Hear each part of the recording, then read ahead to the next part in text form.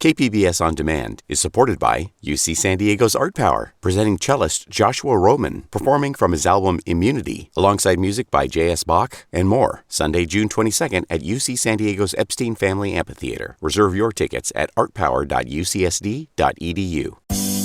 California might become the first state to provide universal health insurance. The governor says he has a plan, but some of his strongest supporters say it doesn't go far enough. Local blood banks say their supply is dwindling. What does it mean for San Diego's hospitals? And a passing comment at a Chula Vista restaurant leads to a big legal bill and a debate over what is and isn't discrimination.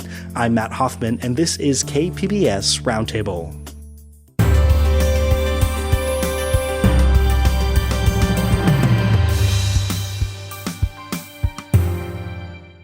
KPBS On Demand is supported by UC San Diego's Art Power, presenting cellist Joshua Roman, performing from his album Immunity, alongside music by J.S. Bach and more, Sunday, June 22nd at UC San Diego's Epstein Family Amphitheater. Reserve your tickets at artpower.ucsd.edu.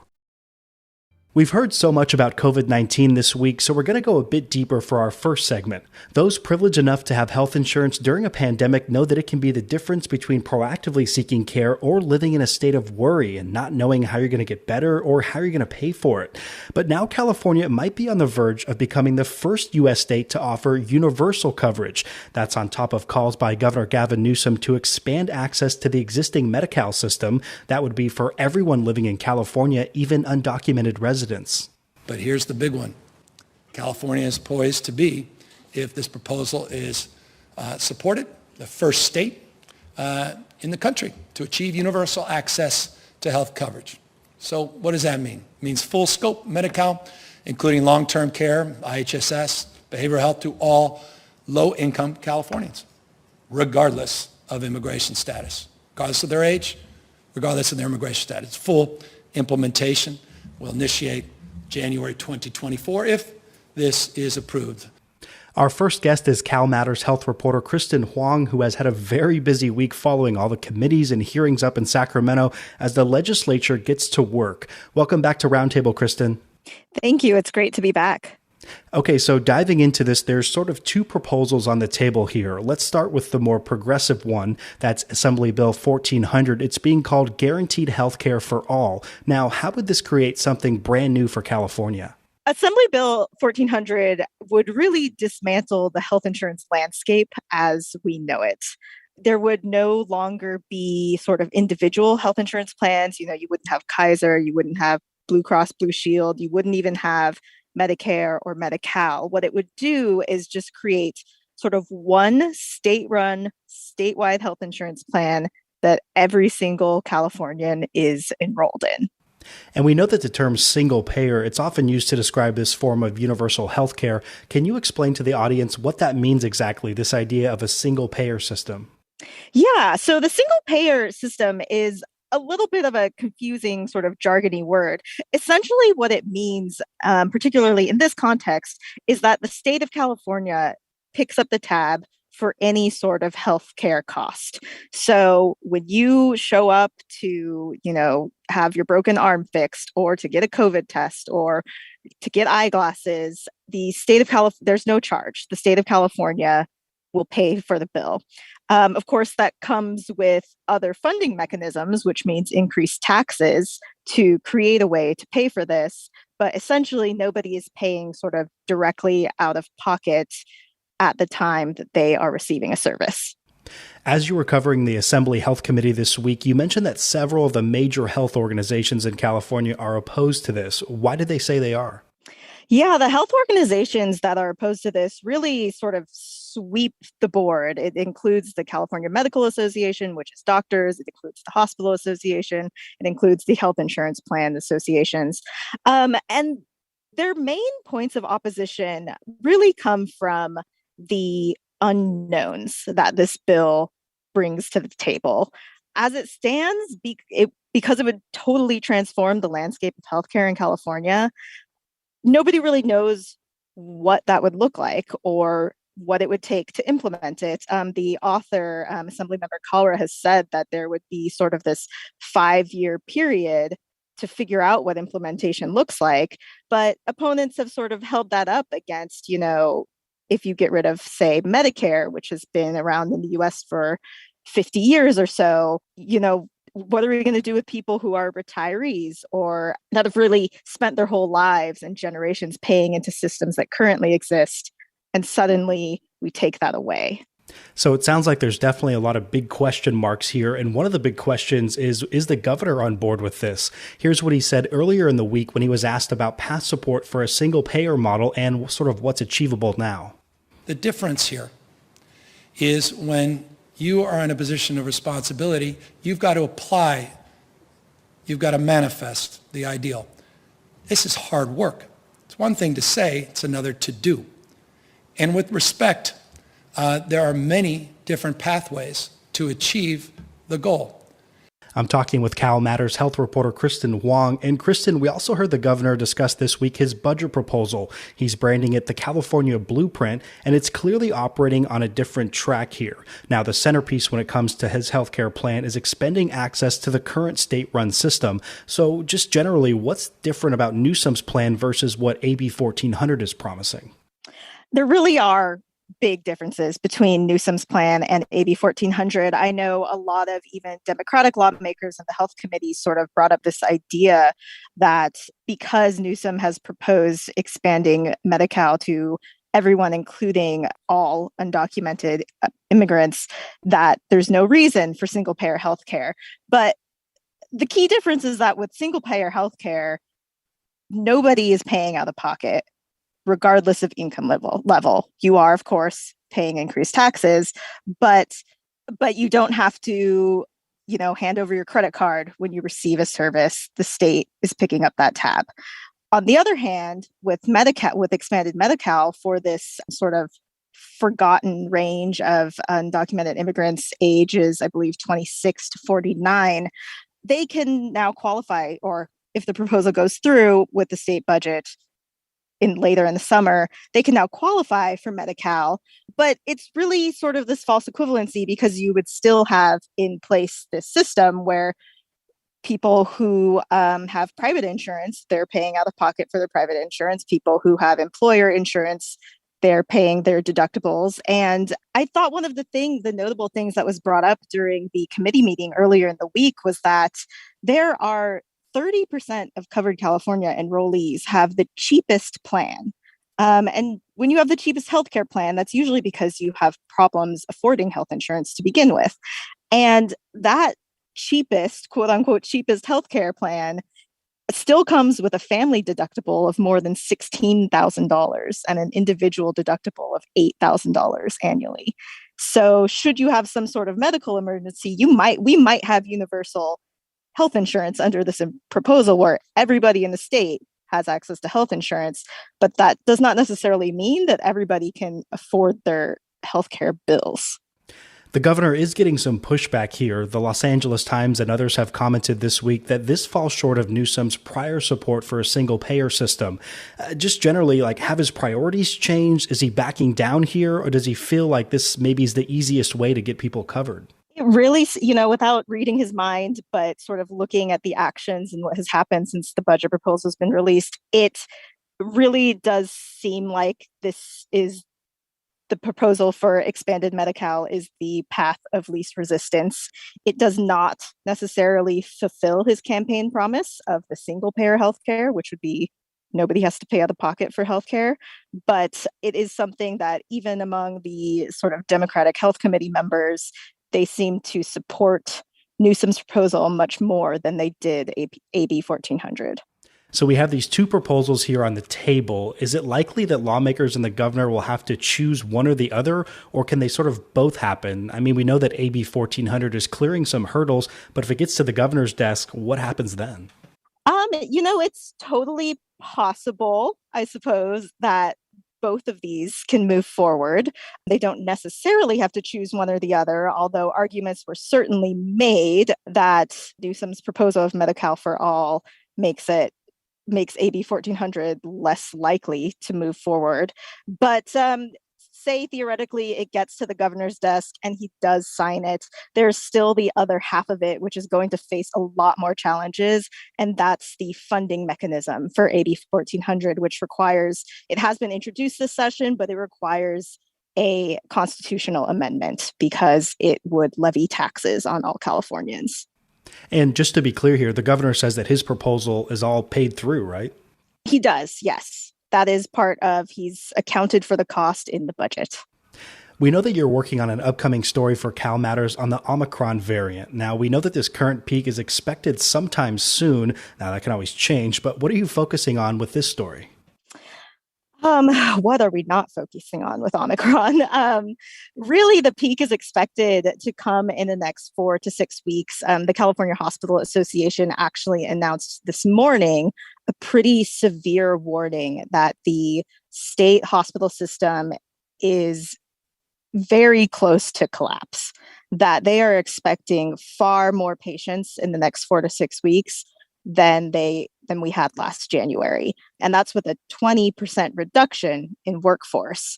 And so the story is really looking at, what does that mean? What does this sort of unprecedented amount of stress look like on the ground in our hospitals and also in our nursing homes, where we've had quite a few COVID outbreaks and where staffing is also very severely short-staffed. Well, we'll definitely be watching your coverage in the days ahead to see how this all plays out.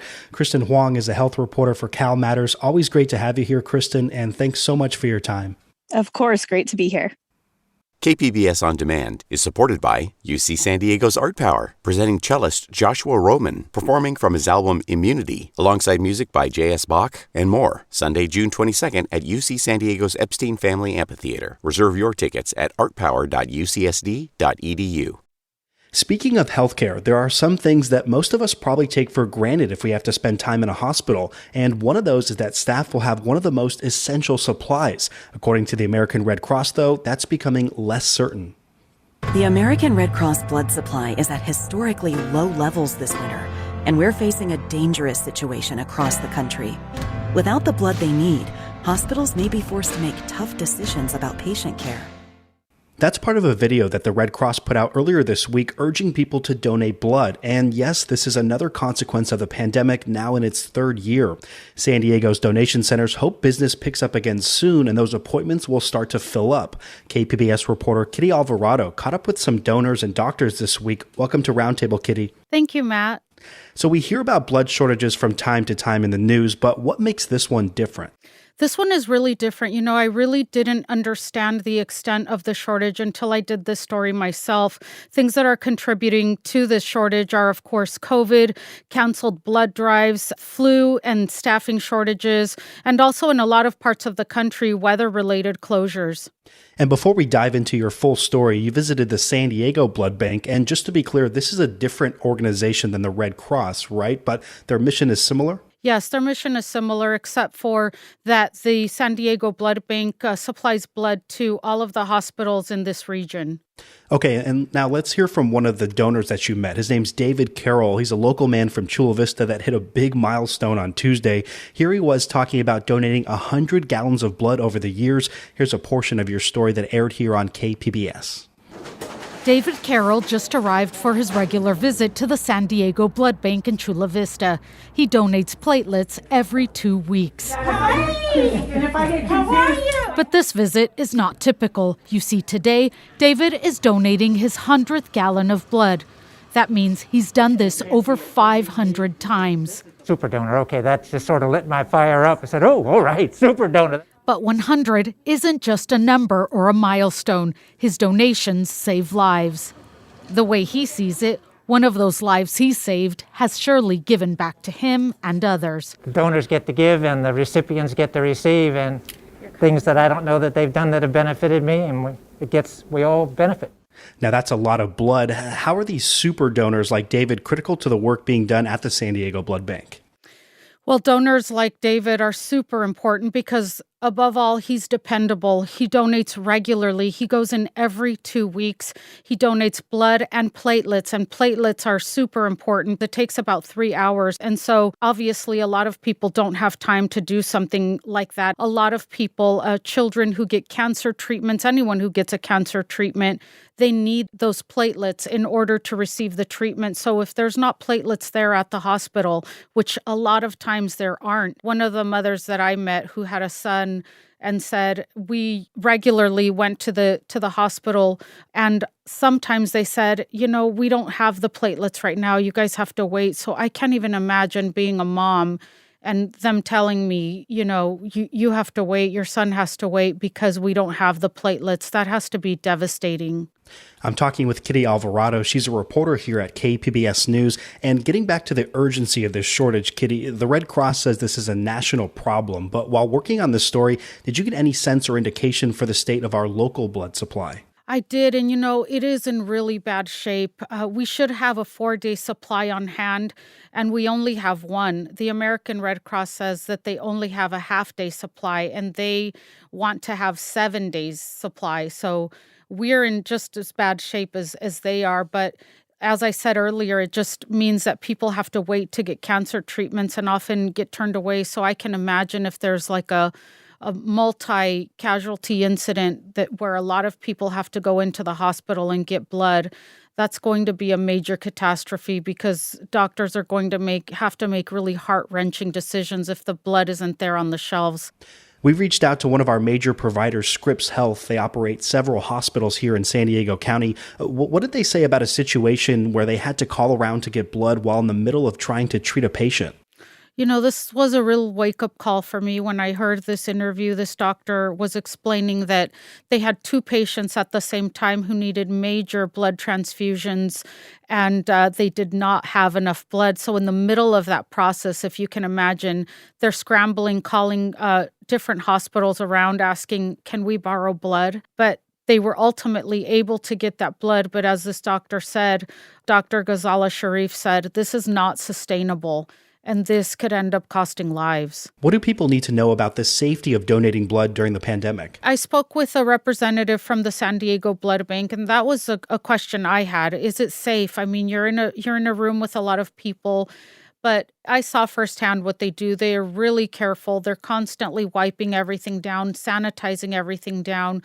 But of course, they follow all COVID protocols. And so she says it's pretty safe. I also was really curious to know just people who don't know they have COVID and donate. And she says they screen the blood for all diseases, but this one is different because she said that because COVID is a respiratory illness, you don't get it through blood. And Kitty, we're setting records almost daily now, it seems, for the number of people contracting COVID-19, and these are all potential donors. Can they still give blood? Yes, you can give blood, but you just have to wait 4 weeks after you don't have any symptoms and 4 weeks from the time you're exposed to COVID.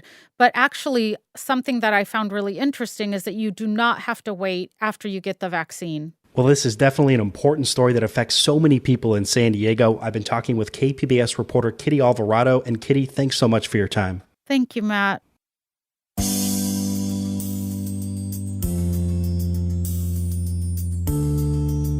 Let's take a moment to make mention of the alarming surge in local COVID cases. The numbers this week are unlike anything we've seen during the pandemic, and KPBS News is covering the stories from all angles, radio, TV, and on our website. All of our content is online at kpbs.org. Just go to our homepage and click on the Tracking COVID-19 link under the news section. You'll also find the latest information on testing locations across San Diego County.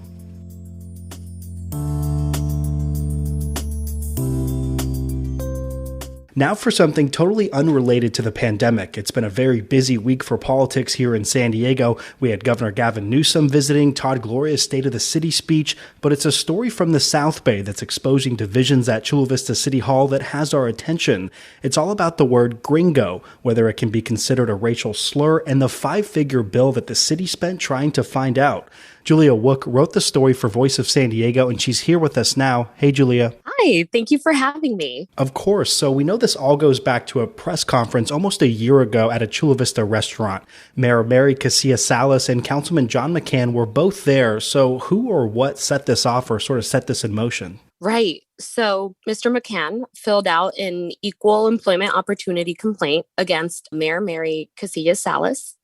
And basically, from what he put in the complaint, council member Jill Galvez and the mayor were sitting at a table eating. When he stopped to say goodbye, this was after the press conference, he said in the complaint that the mayor had called him a gringo twice. He said he felt insulted, and he also said that he felt shocked by her statement since it was aimed at diminishing him because of his ethnicity and race. And sort of along those lines, why did McCann think that gringo sort of crossed the line, and how did he take action there? So again, he said he felt insulted, and he said he followed the professional and appropriate channels and the city's proper complaint process, and they had an independent firm look into it. According to him, this is something that the mayor has done before. So, from the interview I had with him, he said that that was a word that offended him. And I'm just sort of curious, is any of this on tape or able to be proven? There was an investigation conducted by Arlene Prater from the law firm Best and Krieger. She interviewed both McCann and Salas and found both to be credible and truthful with insignificant differences in their versions of the event. So the investigation confirmed that the word gringo was used. However, according to the mayor, she said that it was a lighthearted conversation between two longtime colleagues, and it was in reference to the restaurant's food. So from what I can gather from the investigation and the EEO complaint, what was said was something to him, Mr. McCann commenting how spicy the food was, and the mayor saying something to the likes of, it's spicy to you because you're a gringo. Something along those lines. And you touched on that outside law firm that was hired to figure out if this rose to the level of workplace discrimination and harassment. What exactly did that investigation find? According to the investigator, in order for something to be considered workplace harassment or discrimination, it needs to rise to the level of unreasonable interference with someone's performance or create a hostile, intimidating, or offensive environment, which the investigator did not find. The investigator said that while it wasn't illegal, it was perhaps inappropriate to say something like that. And Julia, for those who may not be familiar with the word gringo, what does it mean, and does it have sort of multiple definitions? Again, I think it really comes down to context. I'm actually both white and Mexican. So I'm a member of both communities. And in my opinion, it refers to someone from the US. I've grown up on the border, on both sides of the border. And it's often used as to refer to someone from the US from the context I'm used to. So again, context is important. The tone, if you're attaching other adjectives before or after, then I think that's when it can be insulting or offensive. But, I think there's a lot of debate whether or not it's offensive. And we know that these investigators don't work for free. How much did all this cost taxpayers? It was around $16,000. The exact amount was $15,838.50.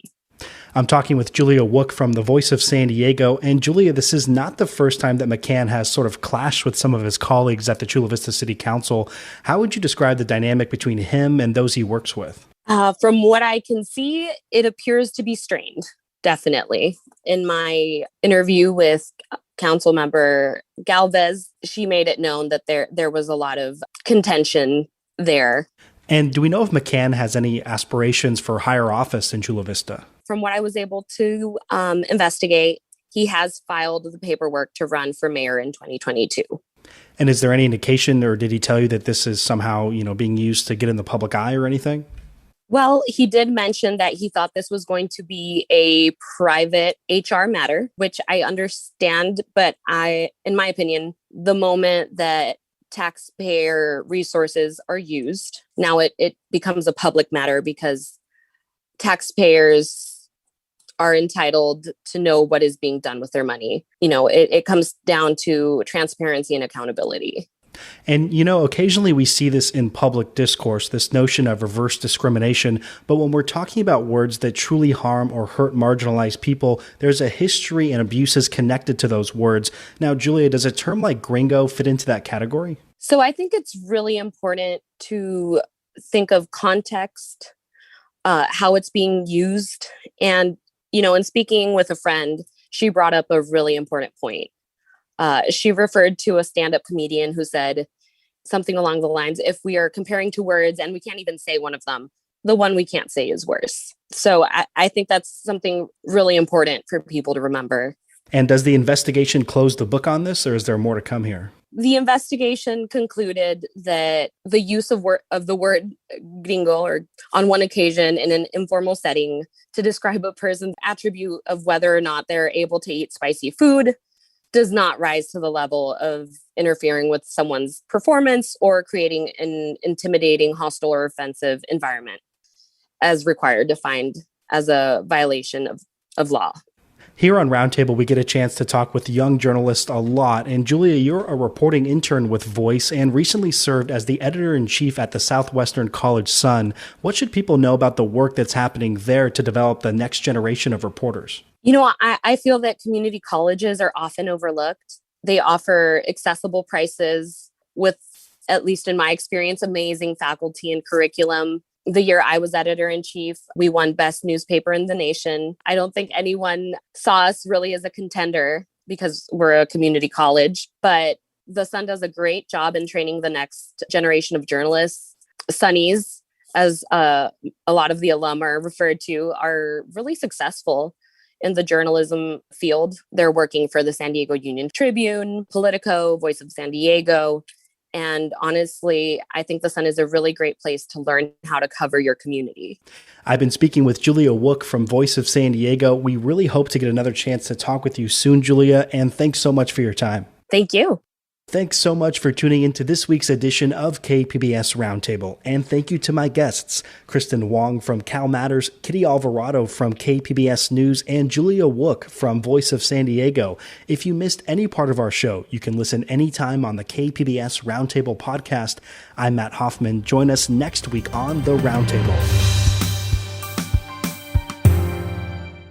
KPBS On Demand is supported by UC San Diego's Art Power, presenting cellist Joshua Roman, performing from his album Immunity, alongside music by J.S. Bach and more. Sunday, June 22nd at UC San Diego's Epstein Family Amphitheater. Reserve your tickets at artpower.ucsd.edu.